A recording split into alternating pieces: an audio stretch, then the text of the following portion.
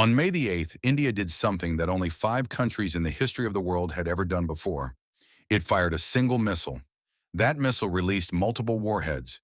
Each warhead navigated independently to a separate target. All of them hit simultaneously. India's defense minister confirmed the test. The tracking data confirmed it. The results confirmed it. Every stated objective was met. And then, in the hours that followed, something else was spotted in the sky over the Bay of Bengal, a second flight. An unconfirmed trajectory, photographed by ordinary citizens in India and Bangladesh, consistent with a hypersonic glide vehicle that no air defense system in the world can reliably stop. The Indian government has not said everything it knows. But what it has confirmed is already enough to force a rethink in every major defense capital on Earth. This is the story of a country that spent decades being told what it was not allowed to build and built it anyway. A country that was sanctioned, denied, and underestimated and responded by developing one of the most consequential missile programs in Asia today. Beijing noticed. Islamabad noticed. Washington noticed. So here's what happened and why it matters. Off the coast of Odisha, on an island named after India's most celebrated missile scientist, APJ Abdul Kalam, India's defense establishment conducted a flight trial that placed the country in a category it had never formally occupied before. The program is called Mission Divyastra. The word comes from ancient Sanskrit. It means a weapon of supreme power. That name was not chosen by accident. India fired an advanced ballistic missile equipped with MIRV technology. The missile carried multiple payloads. Each payload was independently guided. Each was aimed at a separate location, and each reached its target at different coordinates spread across a wide area of the Indian Ocean region. India's Defense Minister Rajnath Singh confirmed the test and confirmed that all mission objectives were met. Tracking systems monitored the full trajectory from launch to the impact of every single payload. With that confirmation, India formally joined the United States, Russia, China, France, and the United Kingdom, the only countries that have demonstrated proven MIRV capability. 5 nations, now 6. MIRV stands for Multiple Independently Targetable Reentry Vehicle. A single missile is launched. Inside it, multiple warheads. At a precisely calculated point in the flight, the missile releases those warheads separately. Each navigates independently toward its own designated target. One launch, multiple simultaneous strikes, different cities, different coordinates, at the same moment. From a defense perspective, this creates a problem that is extremely difficult to solve. A standard missile defense system tracks a single incoming threat and places an interceptor in its path. Against a MIRV-equipped missile, that same system has to track and intercept multiple warheads arriving from different angles simultaneously. The cost, complexity, and number of interceptors required increases dramatically. No current missile defense system in the world can reliably stop a full MIRV salvo. This is why MIRV technology is considered a defining capability in nuclear deterrence. It tells any adversary, even if your shield works, it cannot work against everything coming at you at once. India now has that capability. Tested, confirmed. India's defense minister did not officially name the specific missile variant used, but based on the reported trajectory, range characteristics, and geographic spread of the target zones, defense analysts widely believe the missile was the Agni-V, India's most advanced currently operational ballistic missile, with a confirmed strike range of approximately 5,000 kilometers. 5,000 kilometers from Odisha puts Beijing and Shanghai within reach. It puts every major Chinese military installation within reach. It puts every inch of Pakistani territory within reach. Not some of it, all of it. India demonstrated that it can launch a single missile from its own soil and simultaneously strike multiple targets in China or Pakistan with independently guided warheads that existing defense systems cannot reliably intercept. India's nuclear doctrine is equally important here. India maintains a no-first-use policy, a formal commitment not to initiate a nuclear strike. This capability exists for deterrence. The message is direct. If India is struck, the response will be overwhelming, precise, and unstoppable. The confirmed Agni-V MIRV test was not the only significant event that night. In the hours around the confirmed test, unusual images began circulating on social media from users in India and Bangladesh. The images showed a flight trail with a trajectory that did not match a standard ballistic missile profile. Instead of following the expected arc upward and back down, this object climbed and then leveled out, maintaining a path roughly parallel to the Earth's surface for an extended period. That flight profile is characteristic of a hypersonic glide vehicle, a weapon that launches into the upper atmosphere and then glides back down at speeds exceeding Mach 5. Unlike a ballistic missile, a hypersonic glide vehicle can maneuver during descent, making it significantly harder for radar systems and interceptor missiles to track and engage. It is one of the most sought-after and feared weapons categories in modern defense development, a priority area for the United States, Russia, and China. The Indian government has not officially confirmed what was observed. No DRDO announcement was made. But the visual evidence from multiple independent sources, combined with the NOTAM data filed for the same test window, has driven sustained analysis in defense research communities globally. India apparently put something matching that profile in the sky and chose not to say what it was. The question of what exactly flew that night became more complex when Sansad TV, a government-operated television channel in India, posted a tweet stating that India had successfully tested an indigenous long-range anti-ship hypersonic missile off the coast of Odisha. The tweet was deleted shortly after it was posted. A government channel does not accidentally publish a major defense announcement and then remove it within minutes without a deliberate decision at some level. The deletion suggests either that the announcement was premature, not yet cleared for public disclosure, or that whoever authorized it was overruled. The fact that it appeared at all on a government platform indicates the achievement is real. The question is only one of timing. When India formally chooses to announce it and on what terms is a decision India is managing carefully. What is not in question is that something significant was tested. The world saw it. Bangladesh photographed it. A government channel briefly confirmed it, and then went silent. Every Indian missile test requires the filing of a NOTAM notice to airmen declaring restricted airspace and sea lanes for a test quarter. Defense researcher Daniel Simon, who tracks India's NOTAM data systematically, flagged a notable detail about the notice filed for the May 6th through 9th window. The NOTAM indicated a range of approximately 3,500 kilometers, corresponding to the Agni-IV, not the Agni-V that the confirmed MIRV test reportedly involved, and not a hypersonic vehicle with significantly different performance parameters. The discrepancy has two plausible explanations: administrative inconsistency across departments, or deliberate understatement reducing the visible footprint of the test for the benefit of foreign intelligence services that routinely monitor NOTAM filings to anticipate defense activity. Foreign governments and intelligence agencies watch NOTAM filings as a matter of routine. They use them to position monitoring assets, alert satellite passes, and prepare observation platforms in advance of a test. A NOTAM that understates the range by 1,500 kilometers limits the window that adversaries have to prepare a full intelligence collection operation. Fewer ships in position, fewer satellites overhead, less data collected on performance parameters that India may not want shared. If deliberate, it worked. The full scale of what India conducted on May 8th was not apparent from the official filings until after the fact. Either way, the gap between what the NOTAMs stated and what analysts believe actually flew over the Bay of Bengal that night remains significant, and it speaks to a level of operational security that suggests India's defense establishment is thinking carefully about what it reveals and when. The May 8th test was a milestone in a program that is still accelerating. DRDO Chairman Dr. Samir V. Kamat stated publicly in the days surrounding the test that India is fully prepared to proceed with the Agni-VI. His words were unambiguous. The technology is ready, the organization is ready, and only government authorization is required to move forward. The Agni-VI is in a different category from everything that has come before it. Projected range estimates sit between 6,000 and 10,000 kilometers, with some analysis suggesting up to 12,000 kilometers. At that range, the Agni-VI formally qualifies as an intercontinental ballistic missile, an ICBM, capable of reaching any target on Earth from Indian soil. It is also expected to carry MIRV technology.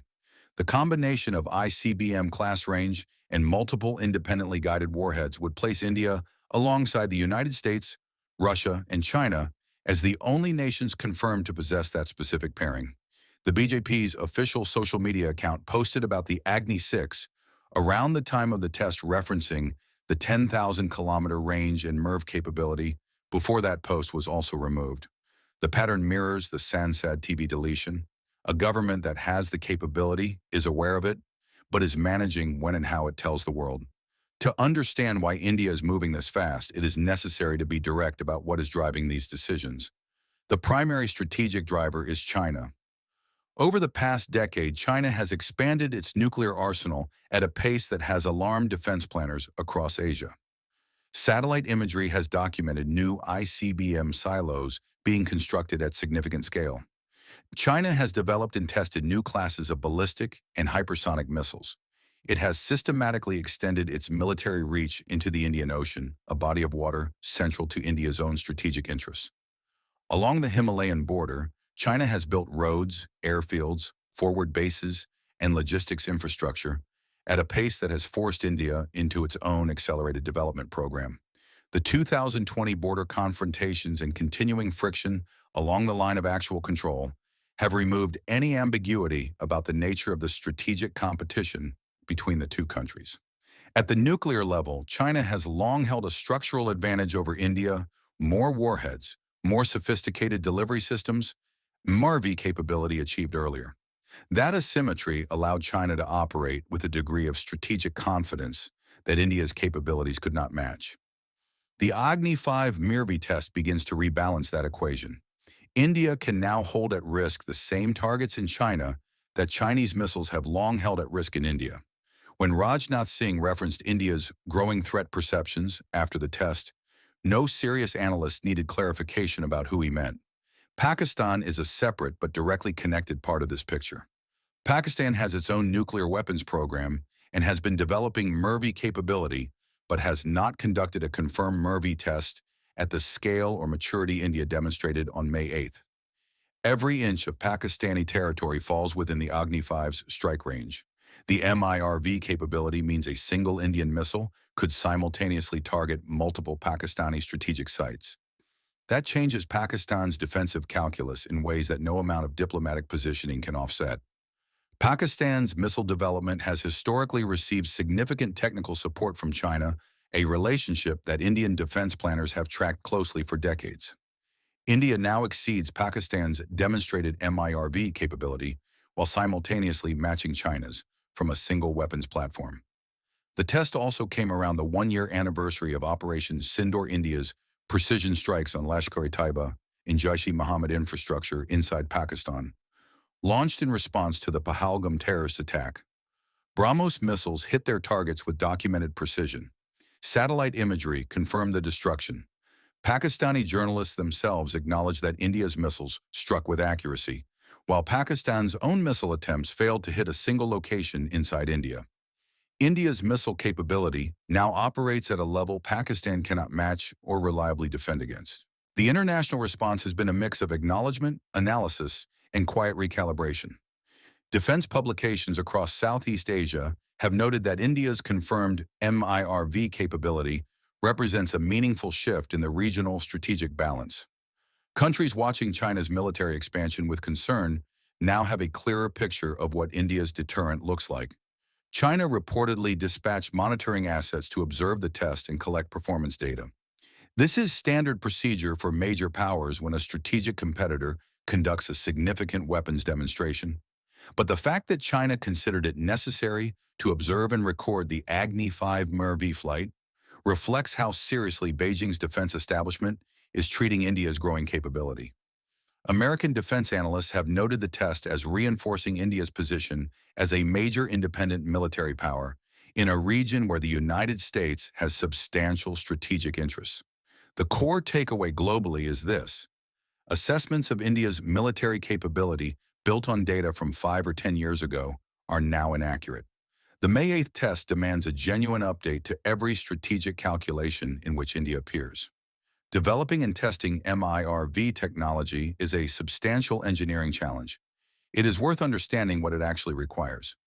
First, warheads must be miniaturized sufficiently to fit multiple units inside a single missile payload, while retaining destructive capability, structural integrity to survive atmospheric re-entry at extreme speeds and temperatures. Second, each warhead requires its own independent guidance system sensors, navigation, course correction capability that must function reliably through the heat and physical stress of re-entry at speeds that can exceed Mach 20. Third, the deployment bus, the structure carrying and releasing the warheads, must maneuver in space to position itself correctly for each release, deploying each warhead at exactly the right moment and direction. Fourth, the entire sequence must execute with extreme precision across the full flight duration. Any timing or positioning error produces a miss. India's DRDO achieved all of this in a live test against real targets in the Indian Ocean, tracked by India's own monitoring systems from launch to impact. Every payload reached its target. This is not a capability assembled quickly. It represents decades of sustained investment in materials, science, guidance systems, propulsion, and systems integration built almost entirely on domestic knowledge, domestic institutions, and domestic components. The contrast with where India started is stark. In the 1980s, when the Integrated Guided Missile Development Program launched, India was purchasing basic defense components from abroad and struggling to develop reliable propulsion systems at home. The journey from that starting point to a confirmed MIRV test, multiple warheads, independent guidance, simultaneous impact at dispersed targets represents one of the more significant achievements in the history of any nation's domestic defense development. That achievement belongs not to a single government or a single political era. It belongs to a continuous institutional effort that survived budget cuts, political transitions, international sanctions after the 1998 nuclear tests, and decades of technology denial. It kept going, and on May the 8th it proved why. May 8th was not India's first MIRV test. India conducted its first publicly confirmed MIRV demonstration in March 2024 under the Mission Divyastra program. The May 8th test was a follow-on, a demonstration that the capability is maturing, repeatable, and progressing toward operational readiness. That distinction is critical. A single successful test shows a technology can work under favorable conditions. Repeated successful tests with different parameters and confirmed tracking of all payloads to impact indicate a system that is robust enough to rely on operationally. India has now demonstrated MIRV capability multiple times. The May 8th test moves the Agni-V MIRV system into the category of a credible deterrent, one that adversaries must assume will perform when called upon. Credibility in strategic deterrence is not a technical metric. It is a perception held by adversaries that the capability is real and reliable. India's MIRV program is earning that credibility, and defense establishments from Beijing to Islamabad are updating their threat assessments accordingly. The capability demonstrated on May 8th is the product of a specific historical trajectory, one that begins with strategic failure and patient, determined rebuilding. In 1962, China defeated India decisively in a border war. The defeat exposed fundamental gaps in India's military preparation and triggered a long reassessment of what strategic self-reliance actually required. In the decades that followed, India was repeatedly denied access to advanced defense technology. Suppliers attached conditions, technology transfers were blocked. The established nuclear powers treated India's access to strategic capabilities as something to be managed and limited. India's response was to build domestically. The Integrated Guided Missile Development Program launched in the 1980s. The first Agni test flew in 1989. Progress was incremental and resources were constrained, but the program survived multiple governments, multiple budget cycles, and multiple periods of international pressure. It never stopped. Each successive Agni, from Agni-I through Agni-V, increased range, payload, accuracy, and sophistication. The MIRV capability tested on May 8th is the result of approximately 35 years of continuous, domestically funded, domestically executed missile development. The program APJ Abdul Kalam helped build from near nothing has produced a weapon that China's defense planners now track with dedicated monitoring assets. A question arises whenever any country expands its nuclear capabilities. Does more military power make things more dangerous? In India's case, the answer requires looking at two things: the historical record and the governing doctrine. On the record, since 1947, India has fought wars with Pakistan and China. In none of those conflicts did India initiate action for territorial conquest. India has not used its military to occupy neighboring countries. It has not threatened nuclear use during periods of severe tension, and there have been periods of severe tension. On doctrine, India's no first-use policy is a formal, sustained commitment not to be the first to use nuclear weapons in any conflict. It has been maintained across multiple governments of different political parties over multiple decades. What India is building is a deterrent, a force whose function is to prevent attacks by making the consequences unacceptable. MIRV technology serves that doctrine precisely. An adversary who might calculate they could absorb an Indian response by intercepting a single missile must now account for the fact that they cannot intercept all warheads from a MIRV salvo simultaneously. The math of attacking India and surviving does not work.